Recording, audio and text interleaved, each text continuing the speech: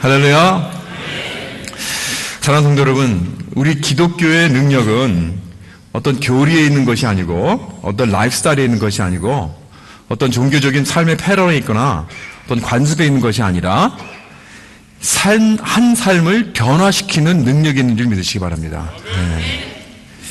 그러니까 완전히 내부적으로부터 새로운 변화를 받는 것입니다. 내가 여태껏 믿어왔던 것, 이것이 다 틀렸구나, 내가 뭘 잘못 알고 있었구나 하고 완전히 획기적인 어떠한 아주 근본적인 깨달음이 오는 것입니다.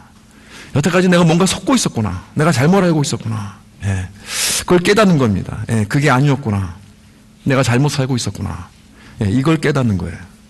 여러분, 기독교인이 된다는 것은 그래서 어떤 새로운 문화를 테이크오버 하는 것이 아닙니다. 그렇다고 해서 내가 성격이 또 이렇게 또 갑자기 확 변하게 되는 것도 아닙니다. 이것은 기반이 다른 것입니다. 완전히 그 파운데이션이 바뀐 것입니다. 어떤 마음 중심에서부터 그 중심이 달라지는 것입니다. 그 목적이 달라집니다. 그 동기가 달라지는 것입니다. 그래서 이제는 난 새로운 목표를 가지고 살 수 있는 것입니다. 이렇게 내 삶이 완전하게 근본적으로 inside out 바뀌어지는 이러한 일이 우리 삶 속에 일어나는 것입니다. 이게 놀라운 파워입니다. 이게 놀라운 변화의 능력이죠. 그래서 우리가 사도행전을 계속 보면서 그 에디오피아 내시의 구원을 보았고, 지난주에는 이 사울이 바울이 되는 그 모습을 보았고, 또 오늘은 첫 유럽 사람 이 백인이요 또 고넬료의 구원을 통해서 이 구원의 능력은 어디서 오는가, 구원의 이 다이내믹, 이 구원의 실제와 사람이 어떻게 구원을 받고 변화를 얻을 수 있는가에, 이것에 대해 더욱더 또 계속해서 우리가 알고 또 은혜를 받기 원합니다. 첫째, 구원은 계속해서 이게 반복해서 나오는 띠임인데, 구원은 하나님께서 온다는 것입니다. 이 주제가 계속 여기 스토리, 이 사도행전의 스토리를 쭉 보면서 일률적으로 나오는 것입니다. 일방적으로 하나님께서 개입하셨기 때문에 일어나는 것입니다. 이 사실은 무엇을 암시하고 있느냐면, 내가 구원을 받았다고 해서 내가 자랑할 게 없다는 것입니다. 내가 잘나서 받은 게 아닙니다. 또한 내가 많은 사람들을 내가 구원으로 인도하고 내가 사람들을 주님 앞으로 인도했다고 해서 내가 몇 명을 내가 전도했다 해서 내가 자랑할 게 아닙니다. 왜냐하면 구원이라는 것은 시작부터 끝이 하나님께서 하신 것입니다. 그렇기 때문에 아무도 자랑치 말지니라. 에베소서 2장 8절 9절에 너희는 그 은혜에 의하여 믿음으로 말미암아 구원을 받았으니 이것은 너에게서 난 것이 아니요 하나님의 선물이라 행위에서 난 것이 아니니 누구든지 자랑하지 못하게 함이니라. 아무도 자랑할 수 없습니다. 오직 우리는 하나님만 영광 돌리고 하나님에게만 크레딧을 돌려야 되는 것입니다. 여기 본문 29절에 보면 베드로가 묻습니다. 무슨 일로 나를 불렀느냐고 고넬료에게 묻습니다. 이 고넬료의 답이, 자기가 한 번은 기도하는데 천사가 나타나서 고넬료야, 하나님이 내 기도를 들으시고 내 구제를 기억하셨다. 바닷가에 가면 그 시몬의 집에 가보면 베드로라는 사람이 있는데 그 사람은 불러서 그 사람의 말을 들어라, 이러한 지시를 받았다는 거예요. 다시 말해서 베드로가 왜 나를 불렀냐는 이 대답에 하나님이 나를 불렀기 때문이다, 이렇게 말하는 것입니다. 고넬료는 베드로를 찾고 있었던 사람이 아니었습니다. 그는 자기 삶을 그대로 만족하며 살고 있었던 그러한 사람이었습니다. 그런데 갑자기 하나님께서 일방적으로 나타나신 거예요. 그래서 베드로를 불러라, 베드로가 너에게 할 말이 있다, 그 말을 들으라. 그래서 부른 것입니다. 여기서 지금 영적 원리를 한번 생각해 보겠습니다. 지금 영적 원리는 구원을 받으려면 어떤 천사의 환상을 봐야 되는 것입니까? 어떤 환상을 통해서 구원을 온다고 말씀하는 겁니까? 아니죠. 왜냐하면 이 성경에 보면 우리가 꼭 환상을 통해서만 구원받는 게 아닙니다. 물론 사도 바울도 환상을 통해서 구원받았고 여기 고넬료도 환상을 통해서 구원받았지만 다 그런 건 아니에요. 이 구원받은 에디오피아 내시는 사실은 환상을 통해서 받은 게 아닙니다. 루디아도 마찬가지입니다. 그럼 여기서 중요한 것은 무엇인가? 어떤 방법이든 구원이란 하나님이 시작하시는 작업이라는 거예요. 어떤 사람은 그럽니다. 내가 하나님을 찾고 있었기 때문에 내가 하나님을 찾았다. I was looking for God. I was searching for something. 그런 말을 하죠, 사람들이. 뭔가 나는 참 하나님과의 관계를 맺고 싶다. 그래서 교회를 나왔다. 아니면 그래서 나는 하나님을 찾고 있다. 그런 말을 한 사람들이 있을 것입니다. 그러나 여러분, 내가 뭔가 찾고 있다는 것은 하나님이 먼저 나를 찾으셨기 때문에 그런 것입니다. 우리 인간은요, 내가 어떻게 하나님을 찾으려고 노력할 수 있는 그러한 능력이 없습니다. 하나님께서 일방적으로 간섭하지 않으시면, 하나님께서 먼저 나를 붙잡으지 않으시면, 하나님께서 먼저 나를 부르시지 않냐면 내가 하나님을 찾을 수 있는 그러한 능력 있는 그런 존재가 아닙니다. 하나님이 나를 움직이셨기 때문에, 하나님이 나를 부르셨기 때문에. 그래서 예수께서 요한복음 6장에 보면 이렇게 말씀하셨습니다. 나를 보내신 아버지께서 이끌지 아니하면 아무도 내게 올 수 없다 그랬습니다. 그래서 만약에 여러분이 지금 하나님을 찾고 있다면 기뻐하십시오. 하나님께서 벌써 시작하셨습니다. 하나님께서 여러분을 먼저 찾기 시작했다는 증거입니다. 왜냐하면 인간 자신은 우리가 어떻게 하나님을 그리워하고 사모할 수 있는 그런 능력이 없습니다. 하나님을 열망하고 하나님이 안 계셔서 내가 속상하고 내 마음이 공허하고, 우리 혼자는 이런 것을 느낄 수가 없습니다. 하나님께서 그렇게 만드셨기 때문에 되는 것입니다. 하나님 먼저 나를 찾아오셔서 도우셨기 때문에 내가 하나님을 갈망하는 것입니다. 그래서 여러분, 만약에 내 마음속에 하나님이 지금 안 계시구나 하는 것을 내가 느낄 수 있다면 그것은 여러분 마음속에 하나님이 이미 계시다는 것을 증명하는 것입니다. 이것이 바로 첫 구원의 표적입니다. 그 다음에 두 번째로, 구원이란 인간의 종교적인 행위가 상관이 없다는 것입니다. 그걸 보여주는 거예요. 여러분, 고넬료라는 사람이 어떤 사람이었는가? 이 사람은요, 여기 보면 30절에 보면 기도하는 사람이었다고 그랬습니다. 또 31절에 보면 구제하는 사람이라고 했습니다. 또 22절에 보면 사람들이 그를 의인이라고 그랬고 하나님을 경외하는 사람이라고 그랬습니다. 그래서 고넬료는 정말 좋은 사람입니다. 신앙적으로, 종교적으로 굉장히 두터운 사람입니다. 그리고 아주 사람들을 굉장히 케어하고 사랑하는 사람입니다. 가난하고 어려운 사람도 많이 도와줘서 주위에서 존경을 받은 그런 사람입니다. 여러분, 자, 이만하면 정말 하나님의 축복을 받을 만한 가치가 있는 그런 사람 아닙니까? 이대로만 산다면 사실 그 사람에게 하나님께서 축복해 줄 수 있는 그러한 기반이 되는 그런 사람 아닙니까? 그런데 고넬료가 뭐라고 그러냐면, 내가 기도하고 있는데 천사가 나타나서 고넬료야, 하나님이 너희 삶을 가만히 내려다보니까 너는 정말 기도도 많이 하고 참 의로운 삶도 많이 살고 남을 많이 도와주고 참 착한 삶, 참 선한 삶, 그런 삶을 지금 잘 살고 있는 걸 봤다. 그러니까 앞으로 계속 그렇게 살아라. 그러면 내가 더 축복해 줄게. 더 내가 건강 주고 더 오래오래 살게 해주고, 그러다가 잘 그렇게 지금 그런 식으로 살다가 천국에 오면 되겠다. 그렇게 말씀하셨나요? 하나님이? 천사가? 아니에요. 그렇게 말씀 안 했어요. 천사가 그랬습니다. 고넬료, 넌 참 기도도 많이 하고 구제도 많이 하고 선한 일도 많이 하고 좋은 삶을 사는구나. You're well on your way 라고 그러지 않았습니다. 하나님이 다 보셨다. 그러니까 베드로를 불러라 그랬어요. 왜 베드로를 불러서 뭐 하라는 거예요? 베드로를 불러서 베드로가 하는 말을 들어라. 베드로가 무슨 말을 하겠습니까? 복음의 말씀을 들으라는 것입니다. 왜냐하면 이제 어떻게 하면 너희가 구원을 얻어야 하는 것이, 네가 그렇게 종교심을 가지고 그러한 선행을 가지고 그런 도덕적인 그런 삶을 가지고 구원을 얻는 게 아니고 복음을 통해서 구원을 얻는다는 것을 말해주는 것입니다. 여러분, 고넬료는 정말 좋은 사람이었습니다. 착한 사람이었습니다. 그러나 그 사람도 구원을 받아야 할 사람입니다.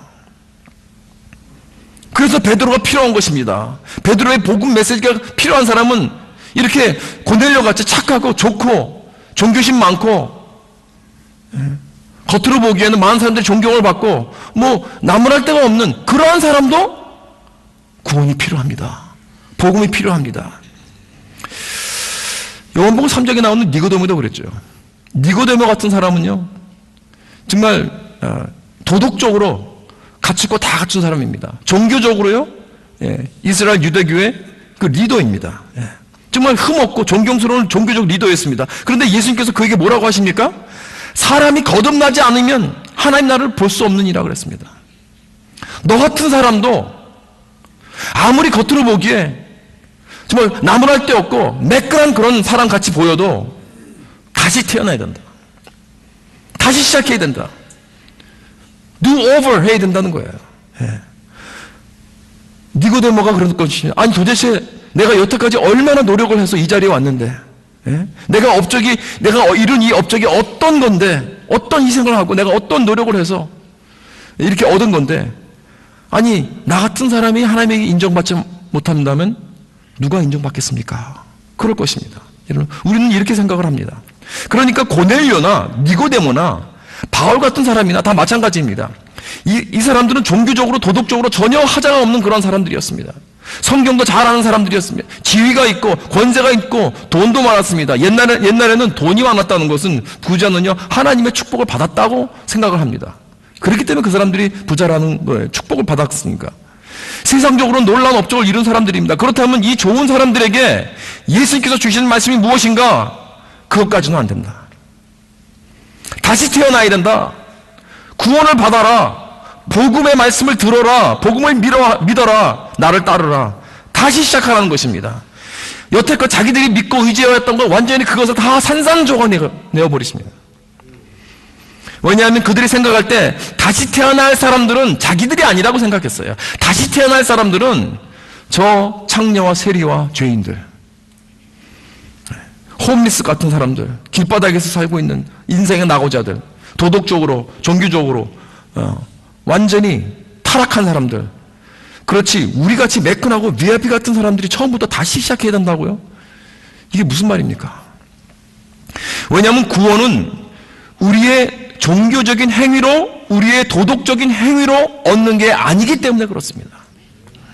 지금까지 구원받은 이 세 사람의 에디오피아 넷이, 바울, 그리고 고넬료, 이 사람들을 보면은 종교적으로 도덕적으로는 잘 나가는 그런 사람들이었지만 이런 사람들도 복음이 필요하다는 것입니다. 그들도 저 길바닥에 있는 창녀와 세리와 각종 죄인들과 똑같이 구원이 필요한 사람들이다. 왜냐하면 둘 다 잃어버렸습니다. 둘 다 잃어버린 사람들입니다. 그 전에 제가 어떤 분은 신방 갔었는데 그분도 교회를 오랫동안 다니신 분이었습니다. 열심히 예배도 드리고 봉사도 하고 헌금도 잘하고 자기 나름대로 좋은 크리스찬이라고 늘 생각하고 있었습니다. 그런데 암투병을 하면서 누워서 어느 목사님 설교를 이렇게 쭉 들으면서 다시 성경 말씀을 보게 됐다는 거예요. 그러면서 그때 다시 처음으로 예수 그리스도를 처음으로 만났다는 거예요. 이게 웬일입니까? 몇십 년 동안 교회를 다녔는데 자기 생각에는 나는 그래도 좋은 크리스찬이라고 생각했었는데 처음으로 예수님을 만났다는 거예요. 그래서 지금 복음으로만 살아가는 새로운 삶을 살게 되었다고 그렇게 고백하시더라고요. 여태껏 내가 제대로 믿는 줄 알았는데 그건 종교로 그저 교회를 다닌 거지 사실 복음을 모르고 있었다는 거예요. 예수님을 인격적으로 처음으로 만나게 된 것입니다. 그래서 지금은 병에서도 완쾌되었고 예전과 완전히 다른 삶을 살고 있습니다. 오늘날 우리는 이 죄인이라는 컨셉을 다시 한번 깊게 생각해 봐야 됩니다. 우리가 보통 생각하는 죄인이란 법을 어긴 사람들, 타락한 사람들, 하나님의 율법을 깨는 그런 사람들, 인생의 낙오자들, 범죄자들, 깡패들, 사기꾼들, 마약 중독자, 이런 사람들만 생각합니다. 물론 그런 사람들도 죄인입니다. 아무도 부인하지 않습니다. 그러나 또 한 가지 죄인이 있다는 것을 우리는 기억해야 됩니다. 율법을 지키면서 하나님의 말씀에 순종을 하면서 도덕적으로 종교적으로 매끈한 사람들입니다. 표면적으로는 흠이 없습니다. 말씀을 잘 듣습니다. 남도 많이 도와줍니다. 기도도 많이 합니다. 구제사업도 많이 합니다. 선교도 갑니다. 그러나 그 마음은 율법을 깨는 사람과 전혀 다르지 않다는 거예요. 어떻게 해요? 왜냐하면 둘 다 자기만을 위한 삶을 살기 때문에 그렇습니다. 물론 전자인 사람은 대놓고 겉으로 다 법을 깨면서 다 할지 못할지 다 하면서 자기 마음대로 살죠. 그러나 후자인 종교적인 사람도 겉으로는 순종하고 도덕적으로 착하고 구제도 많이 하고 그런 종교적인 의식을 갖추었지만 이들도 하나님을 위해서 사는 것이 아닙니다. 남을 위해서 하는 것이 아닙니다. 하나님을 사랑하기 때문이 아니라 하나님이 주시는 축복을, 하나님이 주시는 그 혜택을 위해서 사는 거예요.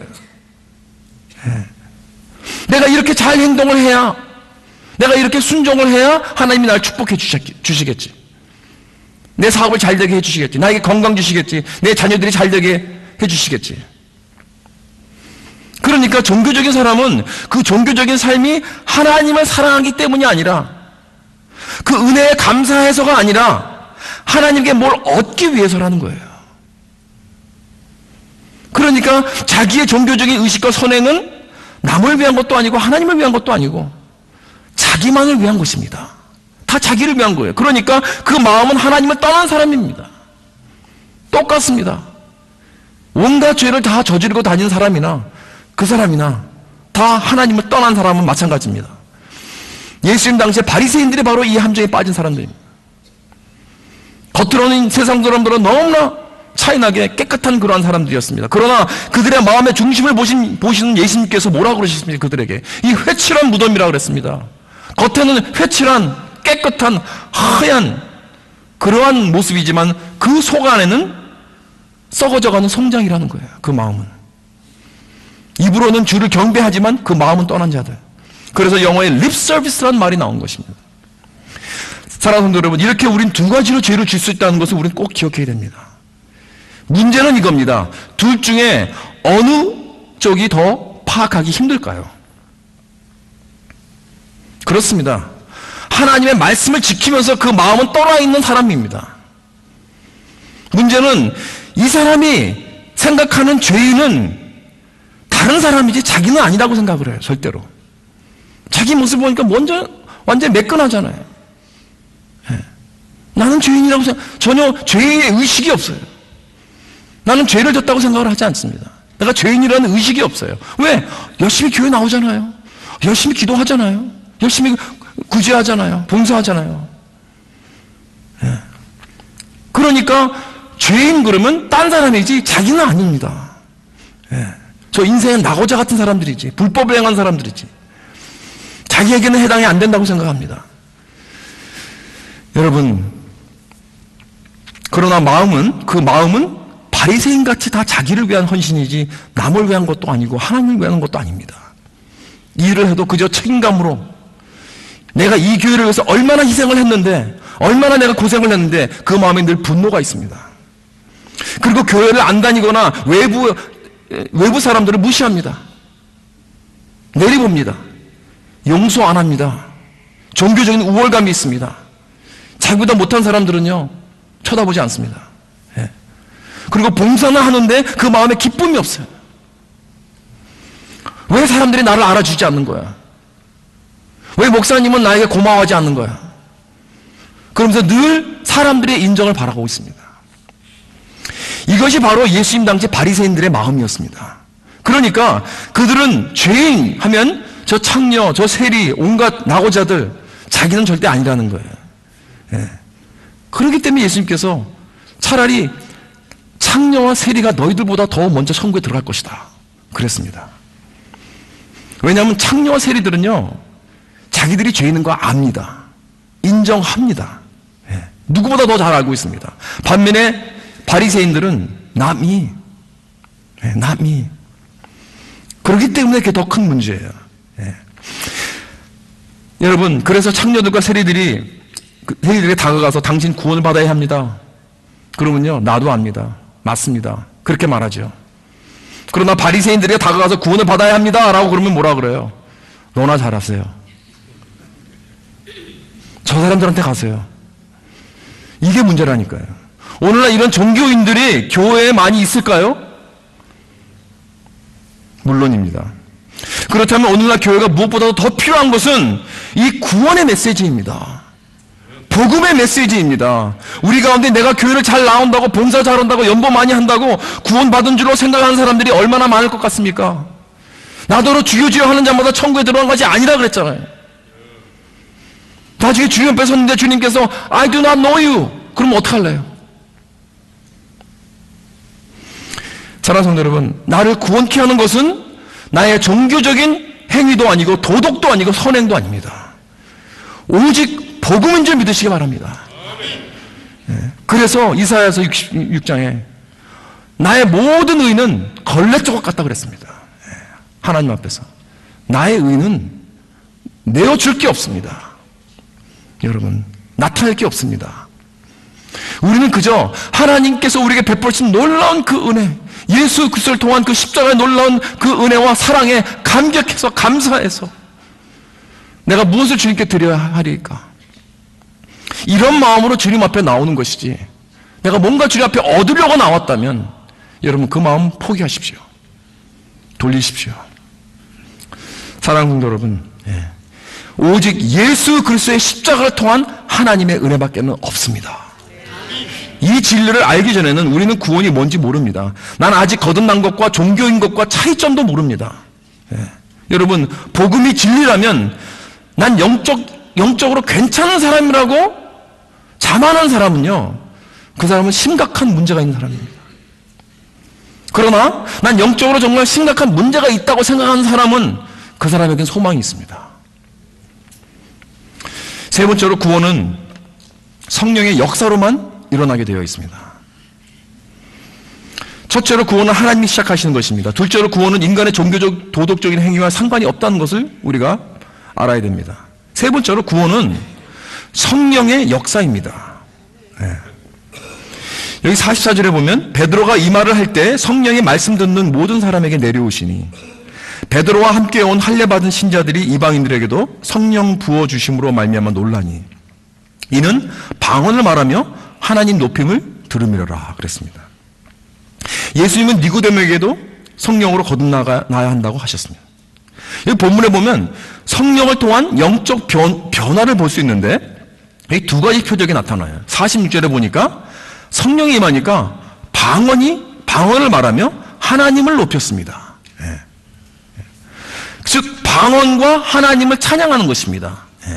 그러니까 이것을 여기 사도행전에서 성령의 표적으로 나타나고 있습니다. 이 두 가지를 고려해 볼 때 성령의 그 독특한 역사가 지금 이렇게 나타나는 것을 우리 한번 좀 더 깊게 보기 원합니다. 첫째로 성령이 임하신 표적은 뭐냐면 언제나 찬양과 예배입니다.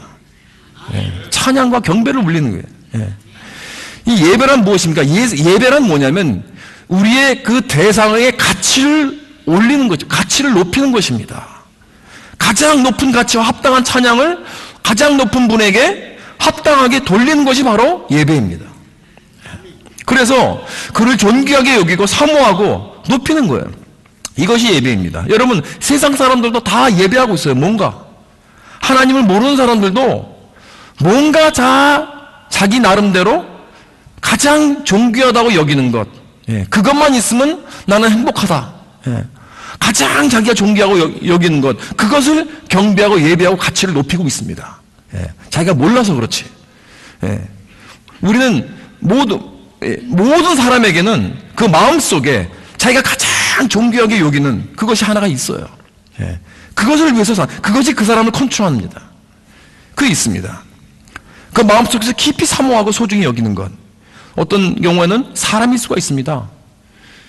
내 배우자가 될 수가 있고요, 내 자녀가 될 수가 있습니다. 또한 내 사업이 될 수가 있습니다. 성공이 될 수가 있습니다. 또한 사람들의 인정이 될 수가 있습니다. 인기, 이런 것이 될 수 있습니다. 여러 가지 모양이 될 수 있지만 무엇이든지 내가 가장 소중하고 내가 이것만 있으면 된다 라고 여기는 것을 우리는 경배하고 있습니다. 그렇기 때문에 내가 구원을 받고 크리스천이 된다는 것은 바로 나 이 경배의 대상을 바꾸는 거예요. 내가 예수 믿기 전에는 그 다른 무엇이 내 마음속에 있었어요. 그러나 내가 성령이 임하시고 내 예수를 믿고 난 후에는 영적 변화가 이루어진다는 것은 이 경배의 대상이 바뀌어지는 것입니다.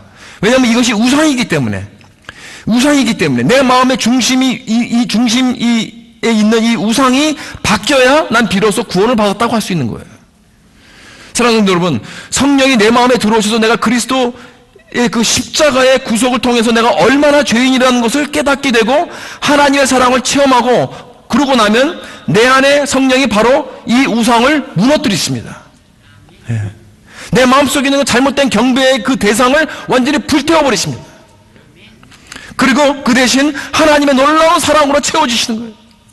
그래서 내 마음이 오직 경배와 찬양은 하나님이 되는 거예요. 그 감격에, 그 사랑에, 그 밀려오는 그 놀라운 하나님의 그 은혜에 너무나 감사해서, 감격해서 그저 찬양이 터져 나오고, 내가 주님 앞에 예배하러 나오지 않으면 내가 어쩔 수 없는, 견딜 수 없는 그러한 마음이 되는 거예요. 이게 바로 우리 성령 받은 사람들의 예배가 되는 것입니다. 그 다음에 두 번째로 성령의 변화의 역사로 인해서 성령께서 임하시면 모든 장벽이 무너집니다. 사회적인 장벽, 인간과 인간을 갈라놓는 모든 장벽들이 있어요. 이걸 넘어지게 합니다. 이게 바로 뭐냐면 이것이 바로 방언을 말하고 있는 거예요. 여러분, 방언이란 무엇인가? 지금 여기서 말하는 이 방언은요, 지금 우리가 오늘날 하는 많은 성도들이 하는 기도를 하면서 방언하는 이런 방언이 아니에요. 이것은 오순절날의 방언입니다. 오순절날 첫 성령이 임하셨을 때 모인 모든 120명의 성도들에게 성령이 임하면서 방언이 터졌잖아요. 그 방언이 어떤 방언인가? 다른 언어들입니다. 그래서 그 당시에 예루살렘에 몰려왔던 많은 사람들이 자기들의 그 언어를 들었다 그랬어요. 하나님의 기이하고 놀라운 일들을 막 말한 거예요. 다시 말해서 복음을 선포한 거예요. 그 나라 말로. 그러니까 기적이죠. 그 사람들의 언어를 모르는 사람들이 갑자기 성령께서 임하셔서 그 나라 말로, 오늘날 같으면, 그렇죠? 우리가 스페니쉬도 못하는 스페니쉬 말로, 일본 말로, 중국 말로, 영어로 막 하는 거예요. 내가 전혀 못하는데 이런 놀라운 기적들이 일어나는 거예요. 자, 그럼 이건 뭘 말하고 있는가? 왜 하나님께서는 이러한 처음 교회가 시작됐을 때, 첫 성령이 임했을 때 이러한 여러 가지 각종 이 언어로 복음을 선포하게 하셨는가? 왜냐하면 여러분, 기독교라는 것, 복음이란 어떠한 한 문화가 시작된 게 아닙니다. 바로 기독교는 어떠한 문화에서 시작됐다고 말할 수 없습니다. 여러분, 히브리 문화가 아닙니다. 여러분, 기독교는 유대인들이 시작한 게 아닙니다. 여러분, 기독교는 동양 것이다, 서양 것이다, 이게 아닙니다. 단번에 여러 나라로 선포하게 하신 그 의미는, 기독교라는 것은 모든 각 민족들에게 동시에 일어난다는 것은 모든 그 문화의 우월성이라는 건 없어야 됩니다. 그건 없습니다. 미국 사람이 크리스찬이 되면 아메리칸 크리스찬이 되는 것입니다. 한국 사람이 크리스찬이 된다는 건 코리안 크리스찬이 된다는 거예요. 그렇다면 성령은 모든 인종적인 그런 우월감을 없애주고 모든 문화적인 장벽을 완전히 넘어가게 합니다. 내가 크리스찬이라면 그렇기 때문에 인종차별이라고 있을 수 없습니다. 그래서 여기 베드로가 고넬료 집에 처음 들어가서 그들이 뭐라 그러냐면, 나는 유대인으로서 절대로 이방인과 교제하지 않는다. 그건 위법입니까? 유대인으로서. 그래서 난 지금 난생처럼 이방인 집에 들어왔다는 거. 내가 온 이유는 나 바로 전날 내가 환상을 받고 또 여기에 하나님께서 가라 그래서 온 것이다. 그러면서 그들에게 복음을 전하는데 베드로의 눈앞에서 성령이 그들에게 임한 걸 본 거예요. 오순절날 똑같은 방언이 터진 거예요. 그러면서 하나님께서 베드로에게 깨닫게 해주셨어요. 복음이란 이렇게 모든 민족에 전파되어야 하는 것이지. 성령은 모든 인종적인 장벽을 넘으라고 하셨지. 예수께서 모든 족속을 제자 삼으라고 하셨는데, 그런데 베드로는 아직까지도 그 복음대로 살지 못했던 것입니다. 자기의 어떤 선입감 때문에 그 인종적인 그런 사회적인 장벽을 넘지 못하고 있었어요. 그래서 유대인들이 처음 생각했던 그러한 이방인들은 더러운 민족, 이런 것이 더 이상 없습니다. 우리 모두가 다 더러운 죄인입니다. 그렇기 때문에 우리는 오직 은혜로만 구원을 받는 것입니다. 그래서 우리가 크리스찬이라고 하면서, 내가 한인 크리스찬이라고 하면서 다른 인종을 내가 멸시한다거나 미워한다거나 무시한다거나 경멸한다면 그거는 성령을 거스르는 일입니다. 성령 충만한 사람은 절대 그러지 않습니다. 성령의 변화의 역사는 어떠한 배경의 사람들도 다 복음으로 하나 되게 하십니다. 내가 복음을 안다면, 성령의 역사를 체험했다면 우리는 막힌 장벽을 넘어야 할 줄 믿습니다. 자꾸 끼리끼리 우리끼리 하는 것, 그런 거는 절대로 성령의 역사가 아닙니다. 자꾸 가르려고 하는 것, 이건 성령의 역사가 아닙니다. 성령은 갈라놓은 모든 벽들을, 그것이 인정적인 것이 제너레이션 갭인지 모든 갭을 다 복음으로 무너뜨리고 하나로 만드신 줄 믿으시기 바랍니다. 마지막으로 구원은 복음의 말씀으로 오는 것입니다. 44절에 베드로가 이 말을 할 때 성령이 말씀 듣는 모든 사람들에게 내려오시니 그랬습니다. 할렐루야. 언제 성령이 내려오시는가? 복음의 말씀을 듣고 믿었을 때 내려오는 거예요. 예. 여러분, 우리가 성령을 받고 싶다고 해서 받는 게 아닙니다. 나 성령 부어주세요 라고 해서 부어 내리는 게 아닙니다. 성령은. 예. 뭐 부흥회에서 부흥 강사 목사님들이 받아라, 성령 받아라, 성령 받아라, 성령 받아라 해가지고 받는 게 아닙니다. 죄송하지만. 예. 여러분, 복음의 말씀을 받을 때 성령이 임하는 것입니다. 예. 사랑하는 성도 여러분, 성령을 더 많이 받고 싶으십니까? 복음을 믿으세요. 복음을. 내가 성령을 한 번도 안 받았다면 복음을 믿을 때 성령이 들어오는 것입니다. 내가 성령을 더욱더 많이 받고 싶으면 복음을 더욱더 깊게 믿으십시오. 복음밖에는 없습니다. 예. 왜냐하면 성령은 항상 복음을 통해서 들어오십니다. 예. 복음을 믿으세요. 그 복음의 내용이 무엇인가? 38절부터 보겠습니다. 하나님이 나사렛 예수에게 성령과 능력을 기름 붓도 하셨음에 그가 두루 다니시며 선한 일을 행하시고 마귀에게 눌린 모든 사람들을 고치셨으니 이는 하나님이 함께 하셨음이라 그랬습니다. 여러분, 예수님은 완전한 삶을 사신 분입니다. 하나님과 사람을 위해서 완전히 사셨어요.